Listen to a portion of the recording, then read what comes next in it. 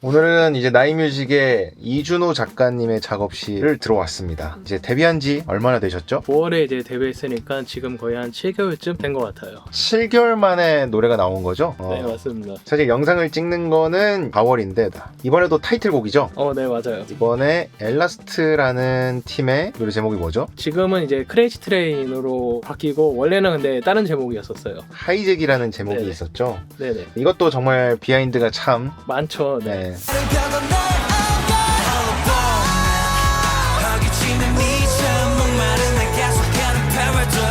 나이뮤직에 들어와서 한 2주 만에 썼던 트랙이었죠, 당시에. 저 거의 들어오고 거의 한 딱 3주 지나고 바로 썼던 그 트랙이었었어요. 나이뮤직 자체도 시작한 지 얼마 안 됐었을 텐데 네, 맞아요. 그때 어떻게 레슨을 와가지고 3주 정도 이제 트랙을 썼는데 그때 어떻게 데모를 썼어요, 바로. 그러니까요. 네, 그 뒤로는 데모를 못 썼지만 그 뒤는 조금 이제 침체기가 있었죠. 그게 용케 또 타이틀곡으로 나왔어요. 그래서 오늘은 그거에 대한 좀 이야기를 나눠보기 위해서 오늘 인터뷰를 하게 되었습니다. 오히려 이제 데뷔하고 나서는 솔직히 말해서 더 힘들어진 것 같기는 해요. 어떤 면에서 제일 힘들어졌어요? 데뷔하기 전에는 뭔가 이제 데뷔를 하고 나면은 슬슬 잘 풀리고 이제 또 다른 데모도 많이 만들고 그럴 줄 알았는데 더 안 되더라고요. 신인이 데뷔하고 나서 내 곡이면 진짜 많은 거거든요. 뭔가 위치마다의 힘듦이 조금 다른 것 같기는 한데 데뷔하기 전에는 솔직히 이제 아무것도 몰랐었을 때니까 그냥 뭐 하라는 대로 하면 되고 했는데 이제 데뷔하고 나서는 이제 아는 것도 조금 있고 이제 스스로 뭔가 다 할 줄 알아야 되고 그런 게 있어가지고 옛날에는 그냥 생각 없이 하는 것들을 지금은 여러 생각을 많이 하게 돼가지고 그런 면에서 조금 더 힘든 것 같기는 해요. 곡이 뭐 1년 동안 안 팔릴 수도 있고 2년 동안 안 팔릴 수도 있는 그런 이제 아무도 모르는 거기 때문에 계속 뭔가 내 곡이 팔려야 되는데 그런 걱정이 조금 지금 제일 크죠. 솔직히 방법은 그냥 죽어라 그냥 아무 생각하지 말고 곡 쓰는 거밖에 없는 것 같기는 해요. 어쨌든 제대로 나이뮤직 와가지고 이제 케이팝을 시작한 거였기 때문에 그 전이랑 후는 모든 게 변했거든요. 약간 나이뮤직 여기 안에 있으면은 다른 작가님들도 그렇고 이제 실전에 다 계신 분들이니까 그런 분들이랑 이제 같이 있으니까 지금 시장이 어떻게 흘러가는지 그거에 대해서도 이제 빠르게 파악이 되니까 옛날에는 그런 게 이제 하나도 없었고 쓰는 거죠 막 무지성으로 곡을. 근데 지금은 어느 정도 그래도 방향성을 잡고 가고 있기 때문에 사실 근데 그렇게 방향성을 잡고 간다 해도 그것도 정답은 아니기 때문에 그렇죠. 네. 우선은 이제 저도 어쨌든 나이뮤직 안에 이제 소수 정예로 이제 있기 때문에 소수 정예. 이 안에서도 다 쳐낼 수 없는 것들이 있는 상황이 더 많기 때문에 그럴 때 대비해가지고 외부 작가들 아니면 외부 탑라이너든 그런 분들이랑 교류를 하고 그다음에 트랙 보내고 뭐 그런 식으로 해야 되는 것도 이제 있고 그다음에 나이뮤직 안에서는 나이뮤직 퍼블리싱이 있고 이제 아카데미가 있잖아요. 그 아카데미 안에 있는 그 수강생들 분의 이제 아이디어가 좋은 거 있으면은 그런 거를 받아 먹어가지고 그렇게 하면은 서로 이제 뭐 상부상조죠.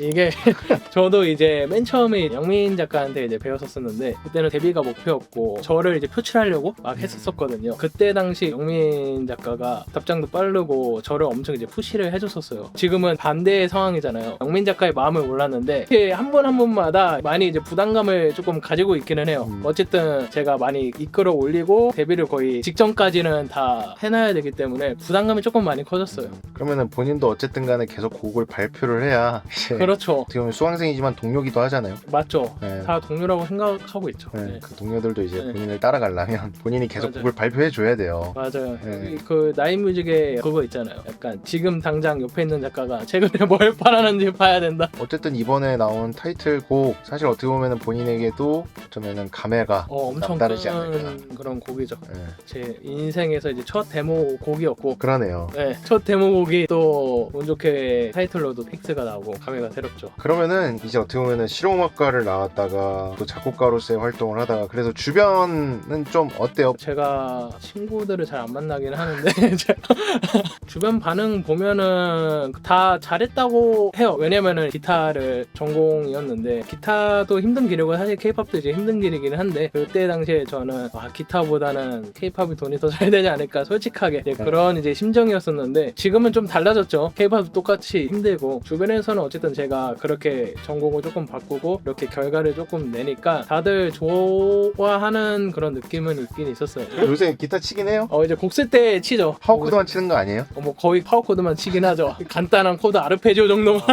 그 옆에 있는 거 뭐예요, 기타? 이게 제 첫 기타예요. 아, 첫 기타요? 네. 그 지금 뭐예요? 펜더예요? 팬더인데 멕시코 팬더예요. 기타쟁이들이 가장 많이 쓴다는 맞아요. 이게 제가 중학교 3학년 때 산 거예요. 중학교 3학년 때. 네, 중학교 3학년 때 밴드부에 있었을 때. 맥펜이면 지금 그거 얼마예요? 그 당시에 이게 아마 90만 원인가 오. 했었어요. 그 당시에. 그러면 뭐 제가 샀으니까 더 올라가지 않았을까? 뭐 그럼 하이잭도 저걸로 다 녹음됐어요? 네, 지금 이제 나오는 그 크레이지 트레인 그 타이틀곡도 이걸로 받은 거였었어요. 아, 그걸로 녹음하고 그걸로 연주하고. 네, 맞아요. 이 기타로. 원래 기타가 많았는데 다 팔고 애만큼은 못 팔겠더라고요. 중학교 때 산 거라. 네, 첫 기타여가지고 기타 다 팔고 사실 이 장비들 산 거여서 구나. 어찌됐든 뭐 감회가 여러 가지로 좀 깊네요. 그러면 어떻게 네. 보면은 실현자 본인이 다 갖겠네요. 맞죠. 바로 등록해야죠. 아, 곡이 잘 됐으면 좋겠습니다. 그리고 이제 또 이 발판을 삼아서 또 곡 하나 또 하셔야죠. 그렇죠. 네. 계속 끊임없이 해야죠 사실. 그 곡을 이제 제가 이제 왜 썼냐면은 그 당시가 이게 크레이지 트레인이 제가 쓴 거는 2023년 한 8월 달쯤에 이제 데모가 완성된 거였거든요. 원래는 그냥 막 좀 이상한 거 쓰다가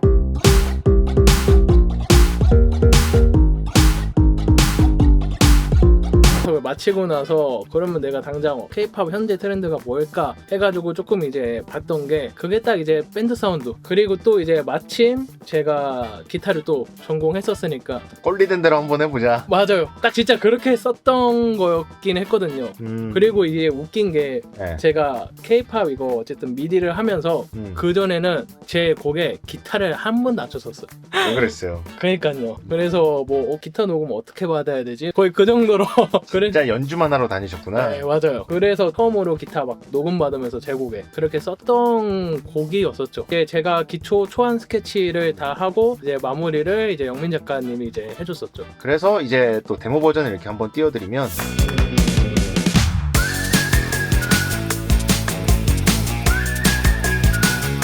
When it comes to you, we're on high track. Catch me if you can. Someone else in this miracle. We're on high track. 아마 제일 처음에는 원했던 게 제 트랙에 탑라인이 붙는 거였었어요. 네, 그러니까 이제 데모가 만들어지는 거였죠 결국에. 사실 이제 탑라인이 붙어도 이게 뭐 안 좋으면 그게 데모로 이제 안 갈 수도 있는 상황인데 그게 이제 첫 데모였는데 그때 진짜 많이 조금 기분이 좋았었어요. 많이 뿌듯했었죠. 사실 모든 곡들이 데모가 살아남을 순 없잖아요. 솔직히 그렇죠. 말해서. 네. 아무튼 요렇게 이제 뭐 데모도 만들고 노래도 나오고 어떻게 보면은 작곡가로서 이제 진짜 시작이 아닐까. 네 맞아요. 그거 같은 경우는 있기는 하죠. 저도 사실 작곡가로 조금 유명해지고 싶은 마음이 있기 때문에 결국에는 사실 대기업에도 조금 많이 팔고 그래야 이제 유명해지는 거여서 첫 번째 이제 목표는 사실 대기업에 파는 게 이제 아마 목표일 것 같고 SM이라는 회사도 있고 YG, JYP, 하이브 뭐 많잖아요. SM 쪽에 제일 고급 팔고 싶죠. 네. 누구나 어떻게 보면 한 번쯤은 꿈꾸는 게 아닐까요? 지금 나인뮤직이 처음 시작할 때 거의 사실상 철레슨생으로 네, 왔었고 맞아요. 그때가 몇 살이었죠? 여기 왔을 때가 29이었었어요. 아, 그랬어요? 네. 지금 30대네? 네, 지금 이제 31죠. 거의 2년 됐네요. 네네. 저도 여기 왔을 때 나이가 조금 있는 편이었죠. 29이면은 이제 거의 이제 30에 직전에 바라보고 있는 나이여가지고. 근데 마지막이다. 다들 이제 나이 먹으면은 여기가 마지막이다 이제 그렇게 오긴 하는데 그렇죠. 또 이제 수강생 분들 중에서도 저랑 이제 동갑인 분들도 있고 약간 음. 비슷한 연령대인 분들도 꽤 계시거든요. 생각보다 이제 20대 후반, 30대 분들이 꽤나 많으세요. 근데 이제 그분들의 근데 걱정거리는 똑같아요. 사실 저도 이제 똑같았었고 뭔가 다른 사람들은 성과를 내고 있고 약간 비교를 하게 계속 되죠. 점점 이제 나이가 들수록 그 다음에 이제 뭐 집안에서에 대한 이제 압박도 이제 있을 테고 저도 근데 그거를 이제 다 겪었었기 때문에 저도 원래 30살까지 딱 결과가 없었으면은 사실 이제 K-팝 아마 안 했을 것 같아요 아마. 근데 말은 이렇게 하는데 제 평생 거의 한 반평생을 이제 음악 했어가지고 매년 그 생각하면서 하는 맞아요. 거예요. 다들 근데 이런 생각을 이제 가지고 하고 있기 때문에 그래서 나이가 어느 정도 있으신 분들한테 이제 해드리고 싶은 얘기는 사실 나이는 전 솔직히 중요하지 않다고 생각하거든요. 그러면 이런 말을 할 수 있죠. 너는 이제 돼가지고 이제 그렇게 하는 거 아니냐. 아 그런가요? 바로 수긍하지 마시고. 사실 제일 중요한 게 그냥 혼자서 하려고 하면 안 돼요.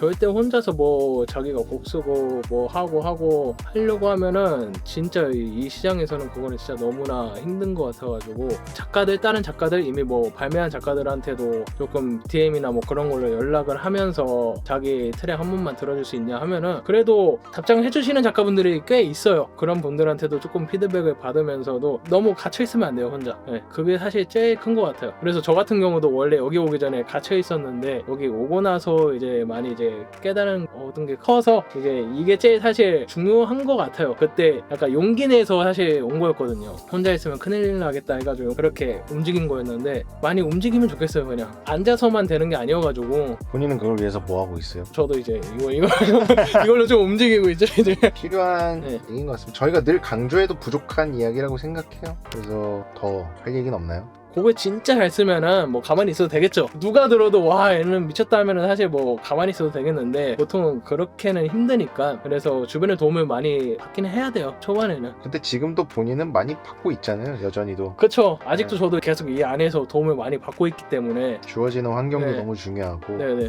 만나는 사람도 중요하고 여기가 진짜 그냥 계속 멈춰있는 곳이었다면 사실 그렇죠. 굉장히 위험한 곳이에요. 네. 그렇게 되면. 근데 어찌됐든 여기에서도 계속 성과를 내고 있고 연말까지도 나올 곡들이 계속 쭈루룩 있죠. 있으니까 사실 그런 것들이 본인한테도 큰 동기부여가 될 거라고 네 생각하고 맞아요. 이 준호 작가님의 성장기를 아주 잠깐이나마 들여다볼 수 있는 뭐 그렇습니다. 다음에 또 기회가 되면 작업기를 제가 조금 더 디테일하게 조금 들여다보는 시간으로 한번 와보도록 하겠습니다. 그러면은 지금까지 나인뮤직의 이준호 작가였습니다. 그러면은 저희는 다음 영상에서 또 찾아뵙도록 하겠습니다. 안녕.